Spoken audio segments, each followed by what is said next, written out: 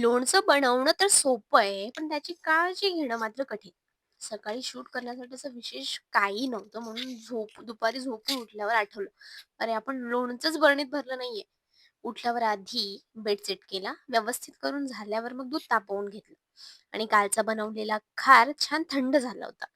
आणि आज वेळ होती कैऱ्या त्यात टाकायची. मग दुपारीच मी त्या कैऱ्या टाकून ठेवल्या होत्या. पण त्याआधी लोणच्याची बरणी स्वच्छ धुवून घेतली आणि ती स्वच्छ पुसून कोरडी केल्यावर मग हिंगाच्या तेलाने बरणीच्या आत लेपन केलं. असं म्हणतात ज्यावेळेस हिंगाचा आणि लसणाच्या फोडणीचा वास बरणीला दाखवला तर लोणचं खराब होत नाही म्हणून.